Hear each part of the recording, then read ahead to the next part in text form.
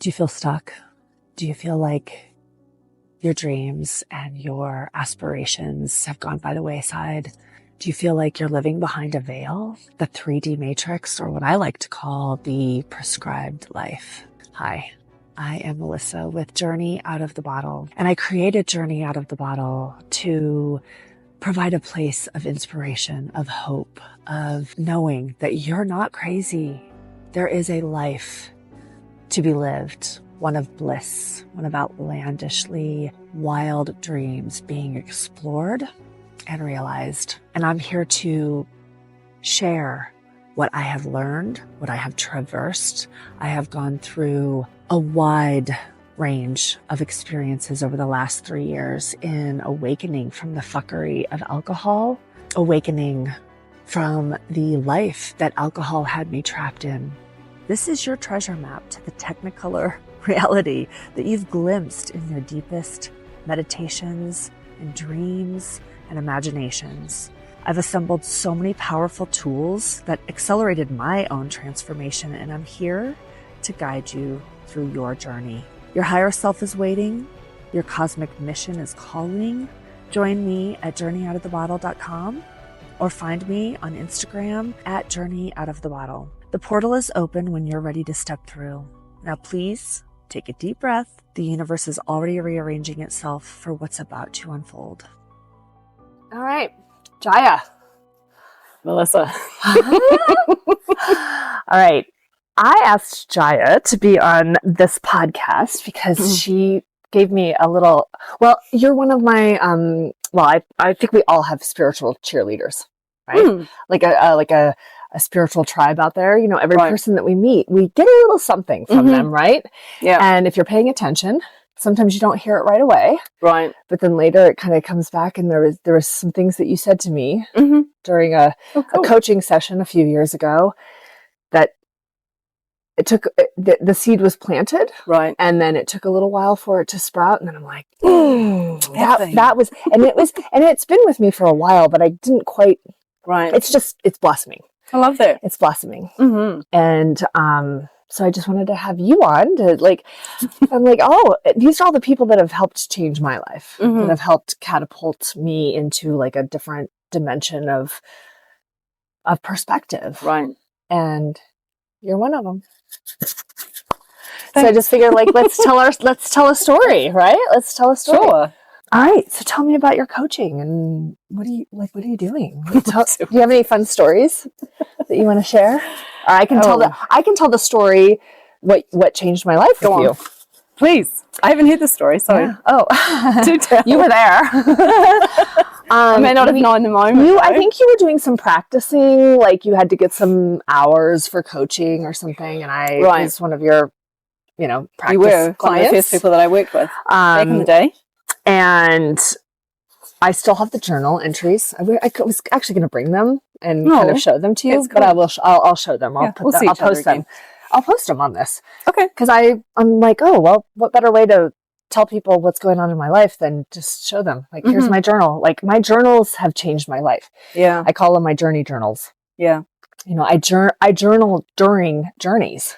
Like Sid in Sayulita, during one of the journeys, I was like drawing and whatever. She's like, what are you doing? And I'm like, they're like little, it's like tying a string around your finger. Yeah. I just make one little note or, a little picture or something. And then it brings me back. And for integration, it's like, shoop, it pulls me right back into like, oh, that was an important little nugget. It's nice, isn't it? Because it's so easy to forget. Like sometimes you just get all the things that come into you.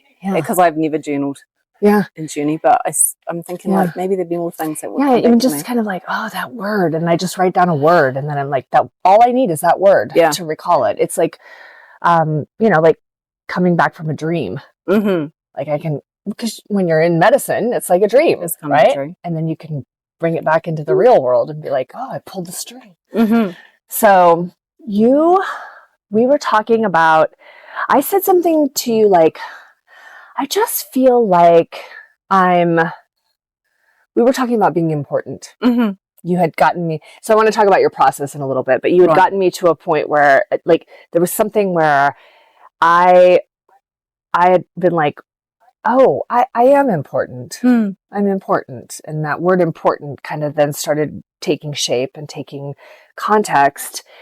And I said to you once, I was like, I feel like I'm well connected. I have a lot of friends. I have a lot of people around me. And I feel like everyone bought a ticket to the show and they're sitting out in the audience. Yeah. And I'm backstage fucking around going, I'm not ready. I'm not coming out. I don't have all my lines memorized. It's not perfect. And I'm sitting back here scared out of my fucking mind. Yeah. And everyone's waiting and they're like, where is she? And then they kind of leave. And that was a terrifying feeling for me. But then my ego would come in and be like, nobody's here to fucking see you. No one's buying a ticket to your show, blah, blah, blah. And then I'm like, well, am I buying a ticket to my own show? Can I go out and just fucking perform? Yeah. Right? Can I just go out and perform and do be me? And some things I have to say are important. Yeah. They're important to me. Right? They're important to me. Yeah. And it might resonate with some people and it might not. And I don't need to determine who that resonates with, and I don't need to shove it down anyone's throat. But that's where I'm at now, and that's freedom. It's fucking freedom. Totally. Yeah, and you've done so much, just watching everything, you have bought tickets to your own show. Yeah. Yes. I love it. Yeah, and now I'm happy. Whoever's in the audience, I'm going to come out and be like, and if I drop something, I'll be like, whatever, I dropped that. On to the next thing, right? Yeah. I don't need to be perfect. Yeah. And nor will I be, and nor will any of us be. But if you're doing what you love up there and you're putting on your own show and you're happy about it, then, some people might be like, yeah, that's great. And then other people will be like, that fucking sucked. I'm never coming back. Great. And both those things are great. Yeah, I think that's the freedom is knowing that both the things are great. Yeah. That you only need to talk to the people that you're supposed to talk to. Yeah. And I don't need to. You will just inherently do that by being you. And, I've had some people come to I've done a couple, offerings like the Ladihan and things like that. And they come there you're doing it wrong and that's not right. And I didn't like the way you did it. And I said, I kind of look at this as like a yoga class. You step into you sign up at, core power or whatever, and you accidentally get into this core power and you thought you were going to be at a yin yoga. Yeah. You don't go up to the instructor and be like, you did it wrong. That was the wrong class. I'm like, you're just in the wrong class. If you don't really like what I'm saying, then come back at 5 for someone else. Yeah, exactly. I like that. So that little nugget that day, and I remember specifically where there was 2 phone calls that we had over the phone. And I remember the moment I was walking through the cemetery, talking to you, and your gift is you just ask really good questions. Thanks. You ask a lot of really good questions. So I wanted to kind of open it up to you to be like, well, what prompted you to open your gifts up of how do you know what questions to ask for people, and how do you intuitively draw this out of people?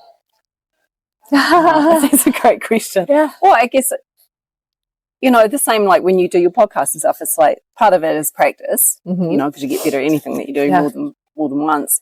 And then part of it is, for me, was just the relaxing of realizing that I didn't have to because I'm not a very structured person. And when I was learning, it was super structured.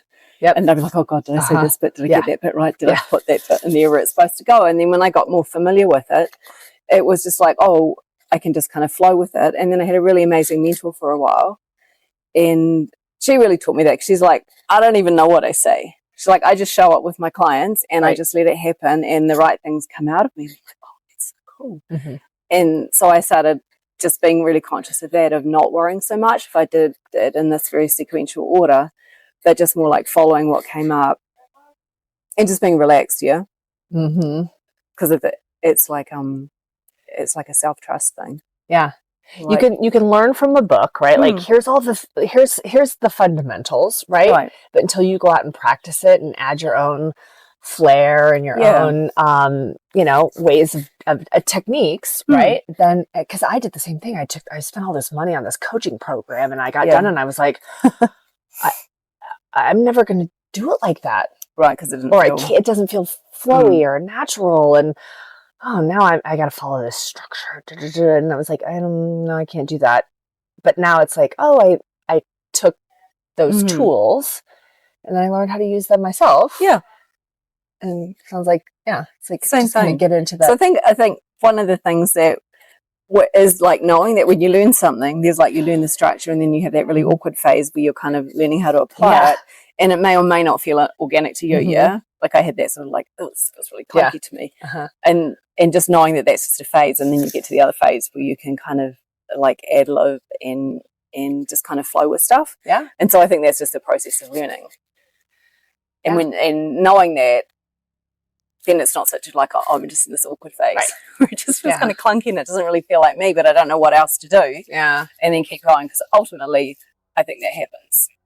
Oh, and I think it goes with the thing that you were saying about, the thing that you're only supposed to talk to the people that you're supposed to talk to and no one else really matters. Right. And so there are some people that might find the way that you approach things, like you said, not great, or the way that I do things are just like, oh my God, she's all over the map. Right. I'm like, I kind of am. Yeah. But that's fine, because then you're not my people. And there is someone who is way more structured and way more kind of sequential who will be right for you. Yes. And so, like you said, either person's great. Yeah. Well, it's like being learning how to walk, right? You learn how to walk and you're curious. And then all of a sudden you're like, oh, I can walk now. And now I can run. Now I can be picking things up. And so I think being a good coach, it's just being curious, like allowing your curiosity. Like I don't have a cherished outcome as your coach or your reflection, but I'm just here to ask a lot of questions. And usually, I mean, that's for me, when people are asking me questions, I usually get the answer myself. Right. Yes. Yeah.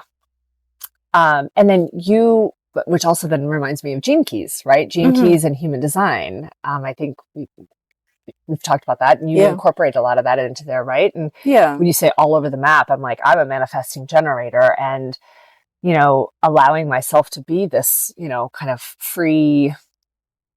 I'm now saying that I'm my spirit animal is an octopus. I'm obsessed with octopuses right now. I'm watching all kinds of documentaries. They're fucking cool. They're creatures. Amazing. And I'm like, oh, that's me. I'm out just like, oh, I'm going to gather this. But while I'm out gathering, I'm having fun. Oh, I'm going to play with these little jellyfish over here and I'm going to do this. And oh, someone's trying to attack me. I'm going to fucking hide and shapeshift but like, tapping into all of your passions or at least not dismissing them anymore. Yeah. Right. And I think that's where the shadow comes from, is when we try to like, oh, well, I'm all over the place and I'm too flighty and I'm all over here and I'm all over there and people don't like that. And so I'm going to try to like niche myself in and I'm going to, put a little straitjacket on and get myself into a little corner so that I can be a productive member of society. Right. And once I finally gave up that bullshit, oh, done. Right? It's kind of like, oh, now I'm like, sure, this goes with that and that goes with this and now it's all kind of, I love that. That's kind of a nice background. Ding dong, right? Thanks, little bell. It's a reminder for us, right? Yeah. Yeah. That's the universe saying, yeah. What those ladies are saying. Follow your heart and I agree. It all will flow. Exactly. The bell will toll. And I think one of the really nice things about human design is that, and again, it's that whole thing of, like staying in your lane in the nicest possible way. Yeah. Like I'm a reflector in human design. You are. I am. And I was married to a manifesting generator for 15 years, trying to be like him. It just about killed me. I was like, oh, I can't move in the world. We are exhausting. You guys are so exhausting. I adore you and you're exhausting. And it's exhausting trying to limit ourselves to try to fit into someone else's box too. So once you finally know that you're like, I'm supposed to be like this. Yeah. Like, oh, I'm about to rev up into overdrive. If that's going to be too much for you, then I'll see you later. Yeah. Right? You go reflect in your corner and I'm going to go like, I know, and I love that. It's like the people who are, like you and like my ex-husband who are manifesting generators, like who are like, It's like now I'm like, oh my God, I so love you guys. I so love how you are. And I see all the amazing things that people who have that kind of energy achieve and create in the world. And then it's also like, that's not my jam. It's like, oh, I don't have to do that. Right. So I felt like I got like a get out of jail free card when I'm like, oh, you're a reflective girlfriend. You are not supposed to do that. Right. You are not good at that. It will just wear you out. And I was like, oh, thank God. That I love what you just said. Get out of jail free card. Because once you finally embrace your true authenticity, that's when the magic happens. Yeah. Right? Like you get to be you. I get to be me. And when it aligns, it's fucking magic. It's great. And when it doesn't, nothing's wrong. Yeah. Right? Like nothing's wrong. It's just like she needs to go do her thing and I need to do my thing. And quiet time. And then when we don't like project right onto another person, like, well, you should be doing it that way and you should be doing it that way because this is the way I do it. You know, it's like, oh, well, that's when it doesn't work. Very well, usually, right? Yeah. So for me now, it's a lot easier for me to find those things delightful. It's like, oh, how delightful that you were like that. And that, you know, I'm like this. And then, you like you said, like sometimes that works really well together. And sometimes it's too much for me. And I just get to be like, and it's like no hard feelings. It's like, oh, that just happens. You don't have to be any different. I don't have to be any different. I've been using this analogy of like, you know, if we're all putting our air masks on first, right? Like you're taking care of Jaya in the best possible way without like stomping on people or hurting them or using or manipulating or taking or chasing. And I'm taking care of me, then, you know, it's like, there's no hard feelings. Or lesser of them. Right. Lesser of them. Like, oh, I was really looking forward to doing this thing with you. You said you were going to go and now you're not going to do that. And, oh, okay. That's okay. Right? Yeah, because it's not like it's a personal thing. It's just, it is just like a flow of energy thing. Yeah. And I've really gotten attuned to that too, where it's like, I can say yes to a million things because a million things come to me, right? Because I've got a million manifesting generator things coming at me, and I'm like, yes. And then I'm like, wait, did I really mean that as a yes? Did I really mean that as a yes? And maybe I did mean it as a yes, but now it's a no. It can be that. I've learned that in journey too. One of the greatest integrations was when someone was like, you know, the greatest thing that happened to me last night was I got a no. And I'm like, oh, and I've really blossomed into that too, where it's like, I would rather get a no, just like a flat no, no thanks, no, than a half-assed yes. Totally. Because a half-assed yes is then you give me a half-assed yes. Then I'm like, well, now I have to pretend like you are a yes, and now I'm gonna. It's no fun. It's like a no is just better, and I'm like, and someone who gives a no, then just be confident in your no. If you need to know all the reasons, I can tell you why I'm a no. But if you don't really need to know it, it's just like you'll thank me later that I said no. Well, instead of doing it and then blaming you and being angry at you for saying yes to doing something that I now don't want to be doing. That's one of the big things that I learned in journey was just the whole, oh, you can get up and walk away and leave a conversation. Like, wow, you can. and there doesn't need to be any hard feelings because it's like I would rather someone said, I need, you know, I'm done, whatever. And then it's nice and clean and clear. And then you can work more with the thing of like, oh, if someone is talking to me, it's because they really want to, not because they feel obliged, not because they are having like some kind of social conscience. It's like they actually really want to engage with me. And then when they don't, for whatever reason, probably has nothing to do with me. It likely doesn't. Then they can go off. Because they're like, oh, I mean, because there's sometimes where I'm like, I really want to be talking to them, I think, but I don't. Like to have space to actually explore that. It's like, do I really want to be here or not? When we try to pretend like we're going to make other people happy, when we don't even know how to make our own selves happy. It's really tiresome. Yes. That's just strong conditioning.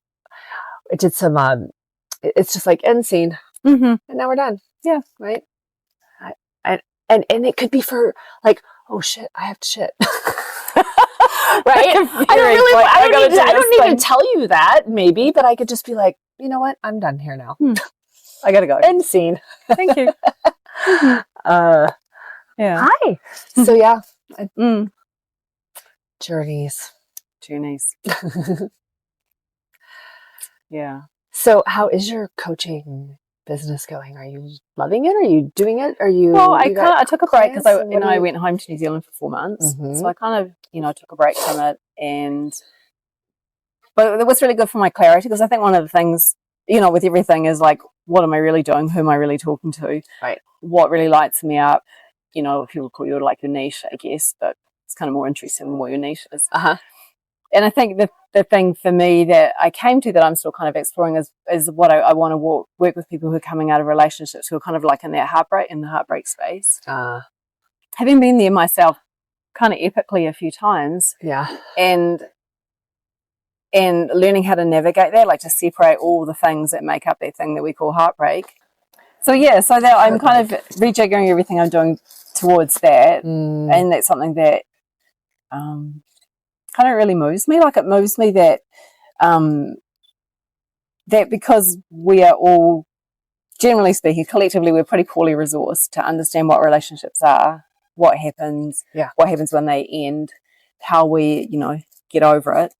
That I feel like, because I know I did this, I was just like all over the show and just like really lost and really hurt and really like everything that I'd already carried like just got super inflamed. And so I was just a train wreck, and I couldn't figure out all of the different components of that. It just felt like one big shitty thing. And so like I work with a coach who does the process that I do, and she really helped me, like, because it was like, oh, you think it's this bit, there's this bit, and then there's this bit, and then there's this bit, and then there's this bit, and this kind of belongs over here. This is from your childhood. This is from now. This is like some kind of cultural conditioning, and like to separate all of those things out and kind of have it all laid out. I'm like, oh God, that makes sense. And then there was a lot of forgiveness for myself within that. It was like, oh God, no wonder I was really crappy at that. Yeah. Of course I couldn't do that. Of course because my whole thing was like, I wasn't very good at speaking up. And I was like, well, duh, of course I couldn't do that. Right. So then there was like the feeling of forgiveness and compassion and understanding that, given the shit that I was carrying around, it is no surprise that I ended up over there.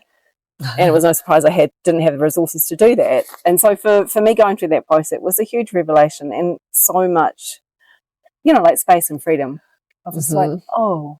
So one, there's the whole, like, sorting out all the stuff that hurts, where it belongs, what it is, how to transform it, how to move through it. And then the kind of like the next level of that for me, and this is kind of, I really learned this through the Gene Keys, was the concept that relationships are like our greatest path to transformation. Yes. It's like the fast track. It's the fast track. Yes. And just like that, for me, like the whole paradigm shift of like, oh, the relationship that I'm in is here, like to serve me. Like, of course, like I love my partner and we have great times together and all that. But there's the higher thing of like, or what's happening for us both, like in this relationship. And to approach it from there gets rid of so much kind of angst and blame and all kinds of stuff, because it has made me much more accountable. And also much more, like you said, curious. Like, I'm like, oh, this thing's happening. Yeah. Oh, that's interesting. Yeah. And it keeps happening. So maybe there's it's like a reflection, right? Absolutely. Like, oh, there's something here for me to look at. Totally. And then it becomes kind of, I mean, not that it's easy. Sometimes it really hurts and sometimes I lose my shit. But for the most part, I'm able to stay mostly intrigued and curious, and not do the projecting thing. Because, and this is something that I work with people a lot, is like making that distinction of like maybe that person's an asshole. There's a pretty good chance that objectively that person's an asshole. However, that's actually not important. What is important is how them being an asshole lands in you. Right. Like, does it make you feel upset? Does it make you feel scared? Does it make you feel angry? Does it make you feel like you have no worth? That's the interesting thing. And the same in relationship. Like my current relationship, my partner pisses me off. Right. It's like, oh, how interesting that I get pissed off by that. Yeah. Like there's that one thing that he does that drives me crazy. Someone else's assholery means nothing about you. No. right? Not it's really. like, oh, well, okay, you can feel that way, but your story doesn't have to be true about me. No. Or about you or whatever. Like if you want to shit in your if you want to swim in your own shit pool, yeah, and be cranky and assholery and all of the things, then I might sit on the side of the pool with you for a little while and be like, okay, but now it's time for me to go. Yeah, I can either throw you a lifeline or lifesaver or whatever, or swim in there as long as you want and then come back to me. But oftentimes we try to jump in the pool with them. Right. And then we're both like, yeah. And it goes well. Yeah. Like, I don't want to, yeah. So, I think that's been a really big thing for me. And so that's the thing that lights me up is like helping people do that. Is like, not only is it possible to sort out all the different ways that you feel hurt or betrayed or angry or whatever. And then there's also the other thing of like when going into your next relationship is like coming at it from that perspective. Yeah. Because then you're not doing that whole very kind of under the hood thing that we all do of like, hoping someone's going to fix me or someone's going to love me enough that I can love myself or someone's going to make me whole. Right. I find that I come into friendships and romantic relationships really differently. Kind of like my thing is like, I am already having a party. Like I'm a party. Yeah. On my own. I've got my own little Jaya party going on. Yes. And you've got your own party there and like, let's party together. Because I don't need you to make my party good because my party's always already good. Yes. But whatever, like it's that kind of amplification and enhancement. And we don't have to party together all day, every day for the rest of our lives. No. Because you don't have to be everything to me. Right. No. You get to be all the beautiful things that you are to me with no expectation that you will fulfill everything. Yeah. And that was a big thing that I learned at the end of my marriage because my ex-husband and I were kind of everything to each other because of the situation that we created. Yeah. And then one of the beautiful things after we split up was me being like, look, I get to clock out of all of the things that I wasn't very good at, that I didn't really like about the relationship, but I get to keep all of this like super cool shit of all the ways that we understand and know each other. Because he had a new partner. I'm going to get this all on top. Oh, well, thank you. His new partner was kind of like all of the things that I wasn't. And I felt hurt and jealous and yada, yada, yada, yada. Yeah. And then I was like, that's actually really cool. Yeah. Because she does all the things that I was total crap at doing, and she does them with so much grace. And I'm like, damn, girl. Well, probably because she likes to do that. Well, no, because that's how she rolls in the world. Like, that's her thing. Yeah. And then it's like all the things the connection that I had with him was like, we don't need to like, I get to keep that. I just get to drop all the stuff I don't like. Yeah. And then he gets to have that with someone else who fucking is amazing at it. Yeah. I mean, that's the beauty of poly, I think. Like, there's such a beautiful thing about this whole, like, I don't own you. You don't own me. There's no possession. I don't have to like everything that you like. And if you take romance and sex and partnership out of it, it's like, I've got 1,000 friends. Yeah. And some of them like this, and I go to this group for this thing, and I go to this group for this thing, and I go to this group for this thing. I mean, you might have one, ride or die, right? Like for a while, but then after a while, it's like you all have different things that you love. And same with like a partnership. It's like, I don't have to conform into your box. No. And nor do you have to conform into mine. And the more we try to do that, the more it's like, so it gets kind of sticky, yeah. Right? Yeah. And I think, like navigating a more kind of poly approach to relationships has its own kind of challenge, yeah? Yeah. Like, so I found it to be more of an interesting challenge than navigating like the more kind of older thing where there's a lot of like obligation and unspoken and assumption and all that just is like, right. So one of the things I've most appreciated with having kind of more of an open relationship is it actually just forces me to do the thing because that's how we roll. Yep. And so, we have discussions about all kinds of things because we have to, but you know what I mean? Because it's like, this is how we've set it up. So all of the assumptions that I might have gone into every other relationship in my life with, which is the sticky stuff that trips you up and causes the grief and makes people do weird ass things because they can't just say the thing. So they do something weird over here to blow everything up. So they get the thing that they want rather than be able to say, I want this thing or I don't want this thing. And that's been probably like the most beautiful thing about being in kind of a more of a poly setup, is just that honesty and that transparency and I get to show up in my full authentic self. And you can either take it or leave it. But you don't have to leave it. And you don't have to take it. You know, you take the parts and the pieces that do jive and flow. And then the ones that don't, it's like, well, go find so-and-so that does like that stuff. I'm not into that. That doesn't turn me on, or that doesn't light me up. But now I don't have to like never see you again. We don't have to break up or like not be friends anymore because of that.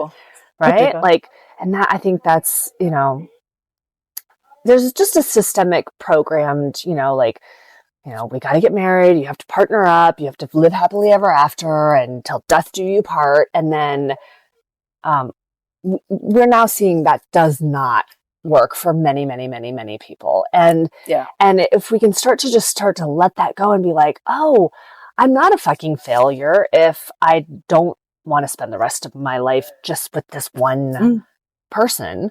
I want to have a bunch of different people in my life.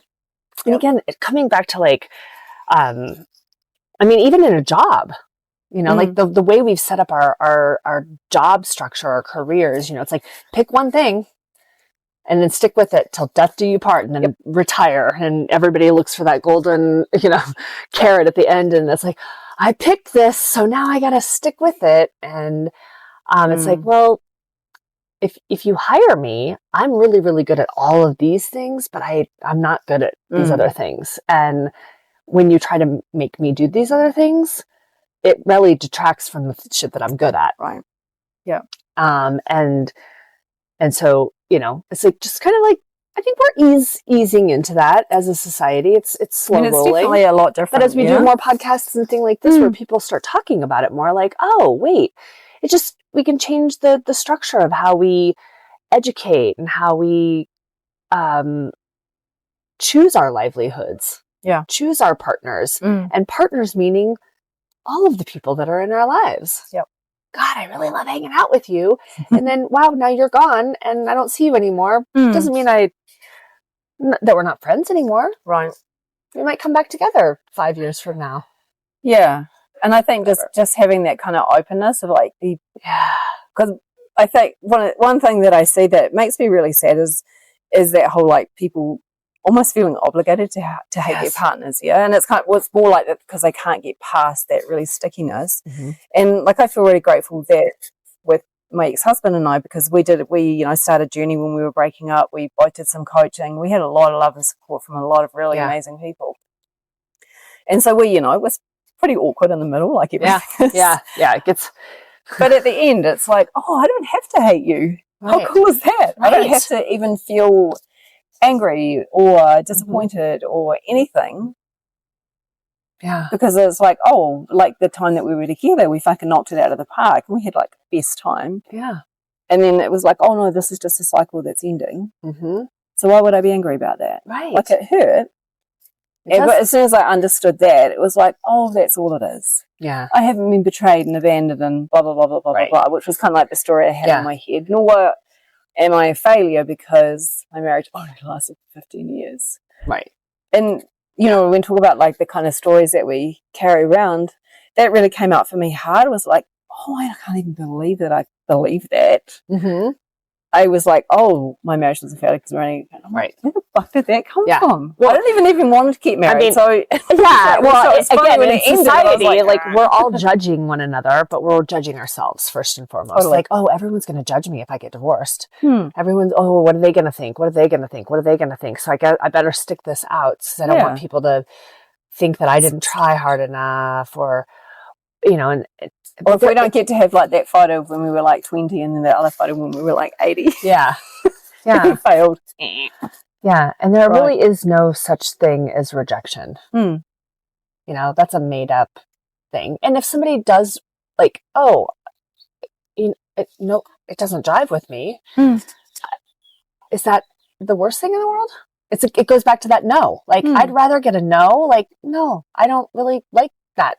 Yeah. I don't really want to do those things that you like to do. And I'd rather give you a no than you pretend like you're going to tell me a bunch of yeses that you don't really mean. Right.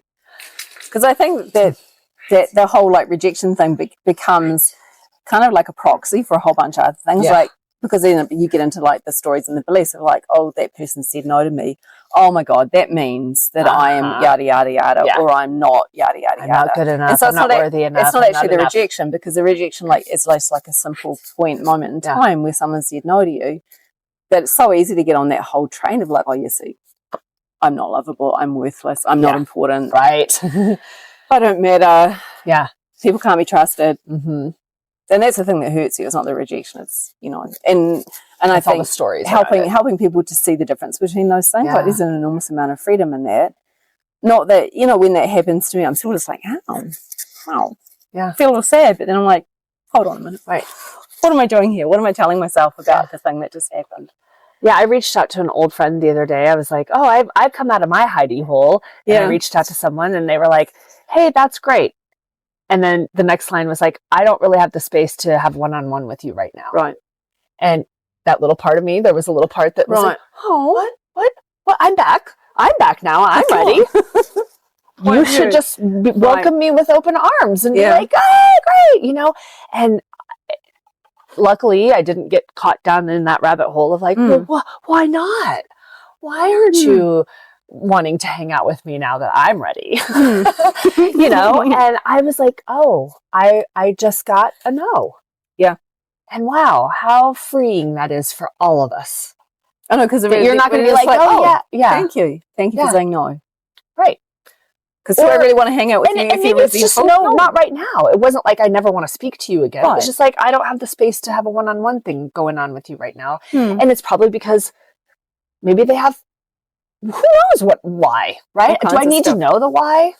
Does that help me? No. But it's better that they know themselves and they're like, you know what?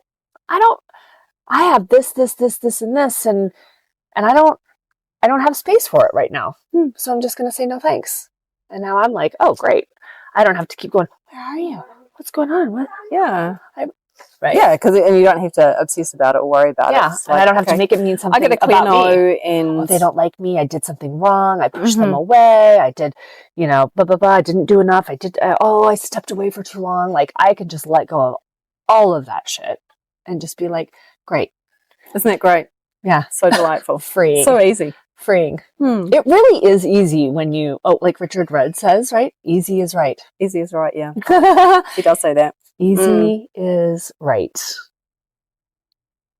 Because when we're trying to like struggle and push and grasp and yearn and long and you know, it's repelling. That's repelling. And it's very kind of noisy, yeah. Like, I think one of the really lovely things, you know, about the Gene Keys and about this kind of work is that you get lots more space and quiet inside you. And so you can just observe when someone says no to you. You're like, oh, okay, that's interesting. Because you haven't got the, you know, you're not wound up in your own head. Well, yeah, and you can just let it go and be like, oh, well, now I can move on to the next thing, right? I don't have to grasp onto that anchor.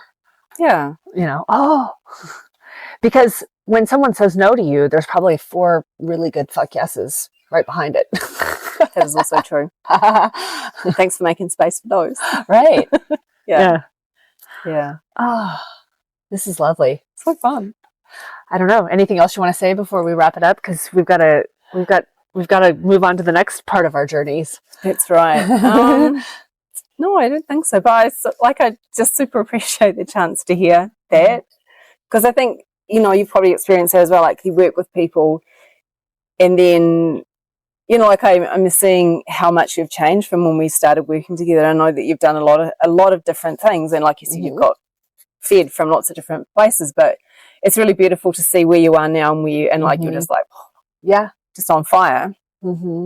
And also really beautiful, like it's nice to say, oh, it was like, this was the thing. And I'm like, oh, because I remember that whole important thing. Like when I think about the work that I did with you, the important thing is the thing that comes to my mind. So it's great that was actually the thing for you as well. It was just like, oh. Yeah. And I love that whole clarity. Yeah. It's like I'm here and then this thing happened and now I'm here. Yeah. And all the difficulty and stickiness and stuff that was attached to that just go. Yeah. When other humans have, people are people-y. Yes, they are. My friend Rebecca, we know Rebecca. She said to me one time, she goes, well, people are people-y. And we're all people. None of us are perfect. And so when someone else has their own shit going on, like my mother had her own things going on, and, she was, and I did that with my kids. Like I've done it with work. I've done it with friends, I'm like, I'm so entrenched in this thing that and it doesn't make anyone else less important. Right. Like I'm important regardless of whether my mom, forgot about me or picked me up or didn't pick me up. I'm still important. Yeah. And as a child, I didn't know that, I just packed that away somewhere like, oh, something else was more important than me. Well, maybe to her it was, but I'm still. Yeah, like maybe to her in that moment. Right. But that's that whole extrapolation thing that we do so easily. It's like, oh, well, that means now and forever. Yeah, right. It always means this. Yeah. Yeah, no. And, as, especially, coming from in this journey space of like, you sit around integration and every single person's story kind of boils down to the same thing. It's like, I was too much as a child. I was too much, my parents traumatized me. I've got trauma from my childhood. And I'm like, we all have trauma. And I look at even my daughter, my kids are 6.5 years apart. Right. And so my daughter was the center of attention for 6.5 years. Right. And then all of a sudden, this other little being came in and I'm like, here's dinner and a movie. I got to go give him a bath. I got to breastfeed. I got to put him to bed and And like that. And I still loved her. I was still paying attention to her, but not as much. Right. Not in the same way that she had been used to. And that was probably traumatizing for her in little ways. It was a big shift. Wow, mom is now got this other little motherfucker that just, and he cries and he doesn't really seem to like me. And now, so, we all have traumas from our childhood because, it's like our parents are just passing down what they learned. Be quiet, sit still, shut up, stop doing that, stop daydreaming, stop, blah, blah, blah, blah, blah, blah, blah, because they're all trying to create little, productive members of society, right? As Ram Dass says, they're all trying to create somebodies. Yeah. Right? And so in that creation of a somebody and trying to parent and get your children to conform and sit still and pay attention and do the thing, our little imaginations and our little daydreams are squashed. Yeah. Like, oh, I just wanted to be dancing. I was having a good time dancing. And put your shit away. So, and coming now as an adult who's kind of now seeing that and being like, my parents weren't trying to traumatize me. No. They were doing the best that they possibly could. And sometimes, and I thought there's many times where I'm like, get your books, get ready, get in the car, did you brush your teeth? Did you do this? Did you forget your homework? Did you do this? And they're just like, I was just looking at this worm on the ground and now something's wrong with me. Yeah. Right. And now 40 years later, they're sitting in a group with a bunch of other people going, oh, it traumatized me. I'm too much. I was too much. I was too into worms. No, I'm not lovable. Right. Right. Because I liked to look at worms. My worms weren't important. Yeah. I know. And it's beautiful, to unravel all that. Right? I love that. Yeah. Thank you for joining Journey Out of the Bottle. I hope you enjoyed this episode. And for more information or to connect with me, please visit journey-couture.com or visit me on Instagram at Journey Out of the Bottle. Thanks for listening. I hope you have a beautiful and blissful, outlandishly wild day.